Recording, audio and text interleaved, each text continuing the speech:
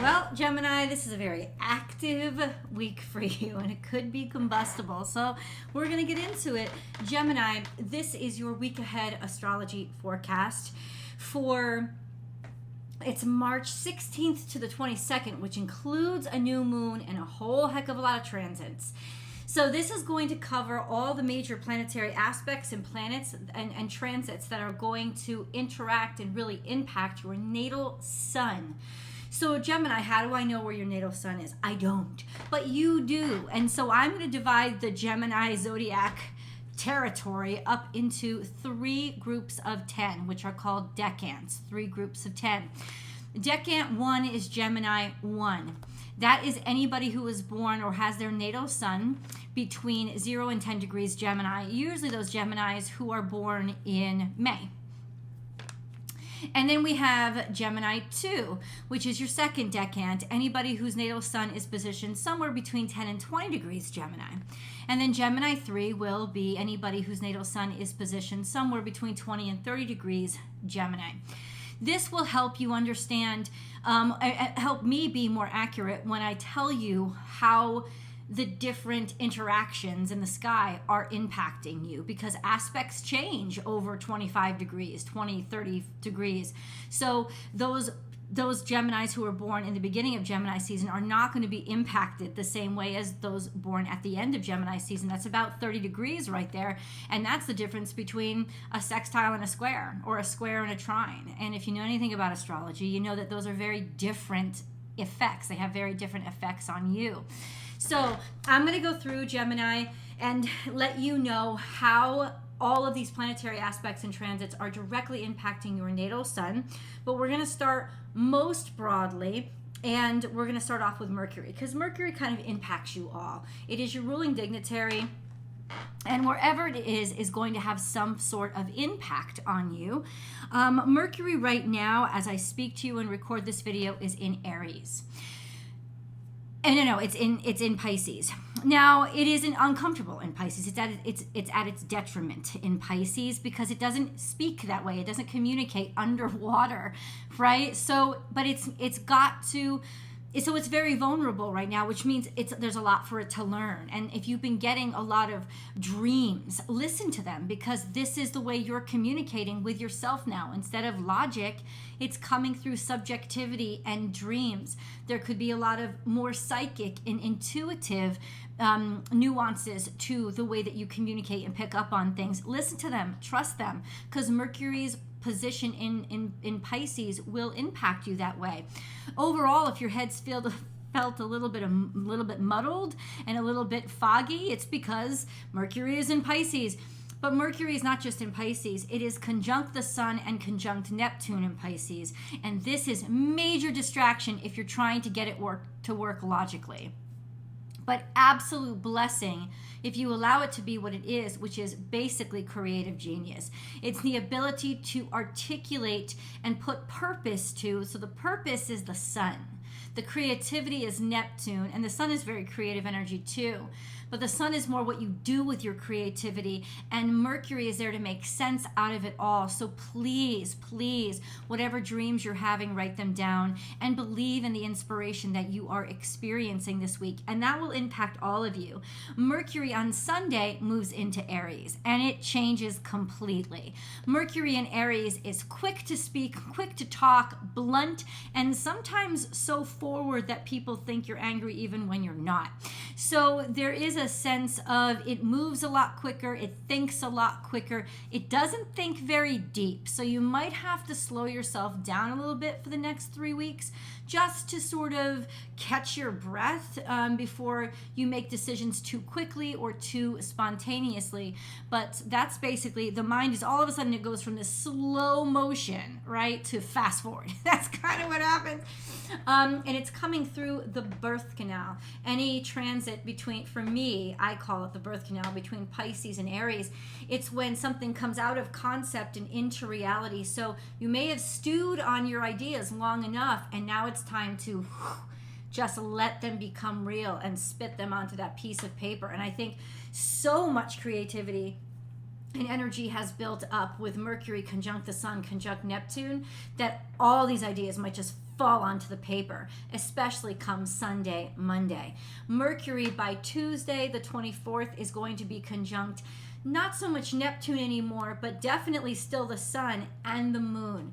There is a new moon in Aries that is happening on the 21st, and Mercury is conjunct to that. So this is an absolute certainty of who you are, a realization of the self, and being able to pronounce it and articulate it and understand it in a very clear way. So there's a lot of clarity, a lot of certainty, and a lot of self-assuredness that is going to happen around that new moon for you. And so it's a very powerful time for you to manifest, since your ruling dignitary is going to be directly involved in it. New moons are when we start off new cycles in our life, begin new things that we want to manifest and bring to fruition. So this is a great energy to kick anything off. Let's go back. Mars, let's go back. So that covers Mercury. What is happening in Gemini? Mars is in Gemini. Mars is in the third decan of Gemini, and by the end of this week, so the 22nd, Mars will be at 28 degrees. I think in the beginning of the week it starts at 26 degrees Gemini.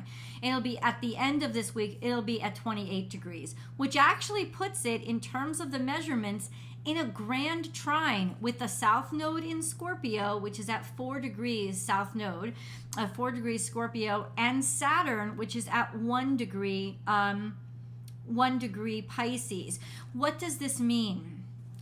Well, if you look at what's happening with Mars, Mars is directly square to Mercury, Neptune, and the Sun. And it stays square to Mercury and the Sun during the new moon. What does that mean? We're being asked to slow down. We're being asked to, hey, you've done your work. Kick your feet up for a second and get comfortable, because this is actually a time to receive. This is a time that if you don't slow down, you will miss the blessings I'm trying to send you. That is exactly the message that basically the universe is screaming at you right now, especially for those of you who are born in the last few days of Gemini season. So those of you who are born right on the Cancer cusp, because Mars is going to be conjunct your natal sun. So your natal sun and Mars are combining their energy, and you're picking up on this energy of you're going to get frustrated. You're going to get frustrated if you try to push this energy, and you're going to get even more frustrated if it works and you miss out on something that was trying to come for you. It's almost like I'm rushing. I got to get to work on time. I got to get to work on time. And your car has a flat and you're just getting angry and frustrated, or your kid calls last minute and it's like, oh no, I can't, I still need you here, mommy. Oh, I got to get out the door. And there are all these delays, and you're pushing and you're pushing and you're pushing. And then you get to work and it all falls to shit. And it all falls apart and everything messes up, and you find out that somebody tried to deliver like your Publishers Clearinghouse winning ticket while you rushed out of the house. All those delays, all those obstacles were really there to keep you where God is delivering your blessings. So don't push and don't resist. Allow yourself to go with the flow. And if things slow down right now, it is because you're supposed to receive something. That could be intuition, it could be divine guidance, but please slow down, because it's intentionally putting blocks in your way to test your faith. Okay, so that's especially for Gemini 3s. Also, what's happening with Gemini 3s, your natal sun is going to be sextile to Venus. Venus has just entered Taurus. It's at the very first degrees of Taurus. And so your natal sun is going to be sextile to Venus. What does that mean? It means opportunities and looking good, feeling good, being sexy, and getting somebody's attention. This is very, very, very developmental, like sexy, sensual, like possibilities and potential. So this could be a very exciting weekend for you. And since Venus is square to Pluto while she's sextile to your natal sun, expect there to be some real kink involved. and maybe even opportunity to be involved in a whirlwind romantic situation that may not last forever, but it'll make a lasting impact. Just an FYI. It's also a great opportunity to sort of finally take action and do something if you've wanted to change your looks. When your sun is sextile to Venus, this is a great time to do it. You might actually go a little darker because she's square to Pluto, or try something that you were afraid to try before, but this is actually a great time to make those take those actions, make those moves. And I've already said that your natal sun is conjunct Mars, which is square to your natal sun is square to Neptune, Mars, and the sun. Slow it down. It's intentionally slowing it down to bless you, to bring you into dreams, to get you to settle in and make space to receive. Gemini 2s, your natal suns are sextile to Jupiter and Chiron, which they have been for a while. But now Jupiter is at a higher degree. It's at 18. By the end of this week, it'll be 18 degrees. I think 18 degrees Aries, which means that now there's opportunity not just from you to grow or take this experience, these experiences that have been you've been struggling with, that have been hard, and learn something from them. Now it's time to apply your learning. Now it's time that you're going to start to see growth and development and fortune come out of all that craziness that you were experiencing. So this is where sort of the opportunities really start to show themselves as opportunities. You've finally, Jupiter has finally turned that corner, and so now it's more benefic, right? It's more benefic energy spilling out and spilling over. So that's good for you guys. And then we have Gemini 1s. Gemini 1s, you are sextile to Mercury and the sun in Aries. And that means that you are sextile to this new moon. And that means that you absolutely have to use that new moon energy. You have to use it to start something that's important to you. It is a huge opportunity for you.